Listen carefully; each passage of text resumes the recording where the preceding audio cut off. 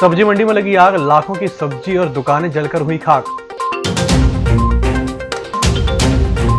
Lockdown के दौरान शहर में पुलिस के सामने सड़कों पर घूम रहे लोग। और आयुष मंत्री रामकिशोर कावरे ने किया कोविड कमांड सेंटर का निरीक्षण। नमस्कार, बालाघाट लाइव के इस बुलेटिन में आपका स्वागत है। मैं हूं आपके साथ आकाश। अब देखते हैं खबरें विस्तार से। वारासिवनी क्षेत्र में प्रतिवर्ष सब्जी मंडी में इसी माह भीषण आग लग जाने से व्यापारियों का नुकसान हो जाता है। इसी क्रम में रविवार को वारासिवनी की सब्जी मंडी में अचानक भीषण आग लग गई, जिससे सब्जी व्यापारियों को भारी नुकसान उठाना पड़ा। गौरतलब है कि पिछले वर्ष भी इसी सब्जी मंडी में भीषण आग लग जाने के कारण सब्जी व्यापारियों का बहुत बड़ा नुकसान हुआ था। भैया वन विभाग के अधिकारी महोदय क्या कल बाजार के संबंध में चर्चा करने गए हुए थे। इसी बीच में हमें फ़ोन आया प्रतिनिधि मंडल के साथ कि सब्जी मार्केट में अंगार लग गई है।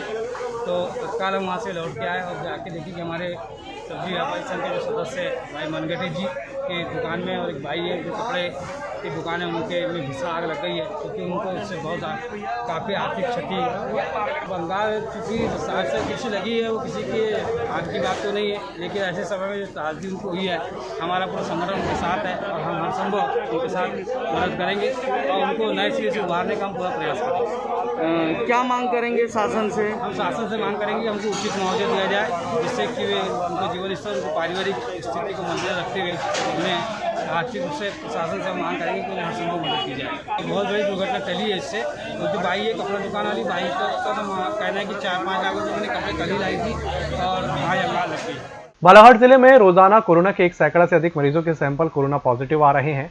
11 अप्रैल को जिले में कोरोना के 145 सैंपल कोरोना पॉजिटिव पाए गए, जो अब तक का सबसे बड़ा आंकड़ा है। जिले में कोरोना की स्थिति विस्फोटक हो गई है। शासन प्रशासन द्वारा कोरोना संक्रमण की बढ़ती चैन को तोड़ने के लिए 9 अप्रैल से शाम 6 बजे से 22 अप्रैल तक लॉकडाउन लगाया गया है। लेकिन ये लॉकडाउन कैसा है, जिसका पालन करना तो दूर, लोग घरों से बाहर निकलकर शहर की सड़कों पर फर्राटे से वाहन चलाते हुए नजर आ रहे हैं, जिन्हें चौक चौराहों पर लगी पुलिसकर्मियों के द्वारा भी देखा जा रहा है, लेकिन उन्हें रोकने की हिम्मत किसी में नहीं है। जबकि अनावश्यक घूमने वालों के कारण जो सही मायने में आवश्यक कार्य से घूमकर बाहर निकल रहा है, उसे भी पुलिस की नाकाबंदी और जांच से परेशान होना पड़ रहा है। बालाघाट और सिवनी जिले का कोविड-19 प्रभारी बनने के साथ ही मध्य प्रदेश शासन के राज्य मंत्री आयुष मंत्री रामकिशोर कावरे ने आज बालाघाट के कोविड कमांड सेंटर का निरीक्षण कर वहां की व्यवस्थाओं को देखा। इस दौरान उन्होंने होम आइसोलेशन में भर्ती कोरोना मरीजों के कोविड कंट्रोल रूम में फोन लगाकर उनसे बात की, उनका हालचाल जाना। मंत्री कावरे ने पुराना कलेक्ट्रेट स्थित ई-दक्ष केंद्र में बनाए गए कोविड कंट्रोल रूम के निरीक्षण के दौरान वहां की व्यवस्था और कार्यप्रणाली के बारे में जानकारी भी ली।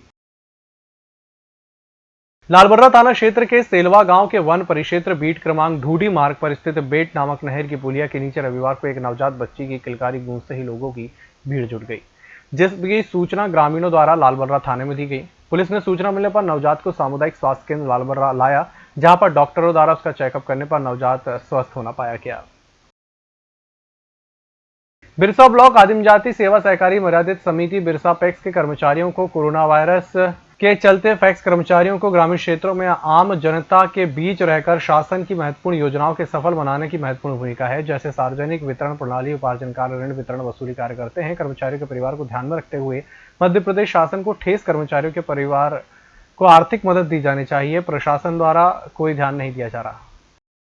अभी वर्तमान में कोरोना महामारी के चलते हमारे जो समिति के कर्मचारी लोग हैं, हमारे यहाँ बिरसा क्षेत्र में लगभग 65 दुकानें हैं और जिसमें लगभग 35 से 40 कर्मचारी जनता के बीच में जाकर भारी भीड़ में कोरोना महामारी के चलते अपनी दुकानों का संचालन करते हैं। और हमारे यहाँ उपार्जन, गेहूँ उपार्जन का कार्य भी प्रारंभ है, जिसमें 3 उपार्जन केंद्र हमारे यहाँ हैं, एक बिरसा है, मोहगांव और दमोह, जिसमें भी काफ़ी दर्शकों की भीड़ रहती है और शासन की कल्याणकारी योजनाओं का क्रियान्वयन हमारे कर्मचारी भीड़ में जाकर करते हैं।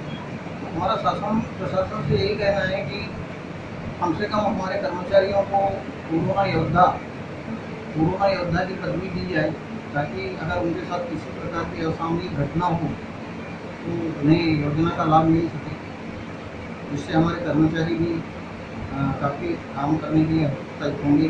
क्योंकि सारी शासन क्रियाओं का, कार्यों का क्रियान्वयन हमारी समिति के कर्मचारी ग्रामीण अंचलों में जाकर कर रहे हैं, जिसमें काफ़ी मात्रा में भीड़ है और वर्तमान में कोरोना महामारी चल रही है।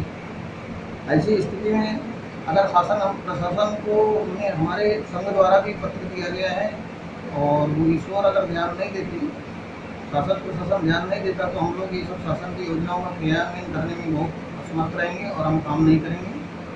फिर जो कार्यवाही होगी वो देखेंगे, जैसा भी होगा। लेकिन हम लोग ऐसी विकट स्थिति में हमारे कर्मचारी भीड़ भाड़ में काम करने से मना कर देंगे। आपके कर्मचारी को अभी तक टीकाकरण हुआ है कि नहीं? अभी कोई कर्मचारी का टीकाकरण नहीं हुआ। मंत्रालय से आदेश भी प्रसारित किए गए थे, फिर भी उसके बाद में भी शासन प्रशासन द्वारा किसी प्रकार का ध्यान नहीं दिया गया। किसी भी कर्मचारी को टीका नहीं लगवाया गया है, तो न ही कोई किसी प्रकार की कोरोना योद्धा में शामिल करने की योजना शासन के द्वारा क्रियान्वित की गई। गेहूँ खरीदी बंद नहीं चले सर? गेहूँ खरीदी अभी फिलहाल तो गेहूँ आ नहीं रहा है, लेकिन अभी क्या है, कृषकों को मैसेज भी यहाँ से जा रहे हैं, लेकिन अभी कुछ छोटे कृषकों को जा रहे हैं और मैसेज जाएंगे तो कृषक तो गेहूँ लाएगा, लेकिन ऐसी स्थिति यदि रही तो हमारा कर्मचारी वहाँ काम नहीं कर पाएगा। बुलेटिन वक्त एक छोटे से ब्रेक का जल्द हाजिर होंगे। हर घूंट सेहत से भरपूर, without sugar, without caffeine and with natural tea colour. Ayur Amrit herbal tea अपनाइए, जो हृदय के लिए रामबाण औषधि है। अब टी नहीं, सिर्फ आयुर अमृत हर्बल टी। ब्रेक के बाद एक बार फिर से आपका स्वागत है। लॉकडाउन का उल्लंघन कर किराना दुकान खोलने और सामान बेचने के मामले में 6 दुकानों को सील किया गया है और 3 दुकानें सिया किराना, मनोज किराना और चारोली किराना के मालिकों पर एफआईआर भी दर्ज की गई है। बताया जा रहा है कि सोमवार की सुबह 8 बजे किराना संचालक के द्वारा शहर की गुजरी बाजार में स्थित किराना दुकान खोलकर सामान वितरण किया जा रहा था, जिस पर प्रशासन को सूचना दिए जाने पर प्रशासन अधिकारी और पुलिस पहुंचकर दुकान को सील कर दिए। जनपद पंचायत किरनापुर की ग्राम पंचायत लवेरी में नाले के पास विद्युत लाइन का ट्रांसफार्मर जलने से उपभोक्ताओं को परेशानी हो रही है। इसके साथ ही रबी की फसल को मोटर पंप से सिंचाई करने में किसानों की अड़चन उत्पन्न हो रही है। ग्रामीणों के द्वारा शीघ्र नया ट्रांसफार्मर लगाने की मांग की गई। ग्रामीणों ने बताया कि करीब 15 दिन पहले 3 अप्रैल को ट्रांसफार्मर जल गया, जिसके कारण कनेक्शनधारी उपभोक्ताओं को परेशानियां हो रही हैं। जो हमारी खेती की लाइट है सर, तो जो ट्रांसफार्मर है वो जला हुआ है 3 तारीख से और अभी तक कोई कार्रवाई नहीं हुई है। हमारे मार्को सर जो है वो भी कुछ भी नहीं कर रहे हैं। हमने उनको खबर दिए थे 3 तारीख को और आज मिनिमम समथिंग 12 तारीख आ गई सर, अभी तक कोई भी कार्रवाई नहीं हुई है और फसल पूरी तरह से डैमेज हो चुकी है और उसको बचाने के लिए हमें अब प्रयास करना है। अब जो भी प्रयास करना पड़े हम सब कर रहे हैं। अब क्या बोले हैं साहब? अभी सर ने तो बोले कि अभी 5 दिन और नहीं लगेगा। आप विधायक के पास भी गए थे, विधायक ने आश्वासन दी कुछ?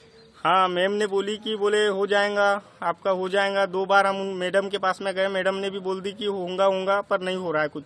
अच्छा, अब आप क्या करना सोच रहे हैं? सर अब हम कुछ नहीं, यहीं पर एमपीबी में ही बैठे रहेंगे और अपना पूरा योगदान अब क्या करें सर, हमने पूरी पूंजी लगा दी है खेती में, भूख हड़ताल पे बैठेंगे सर हम।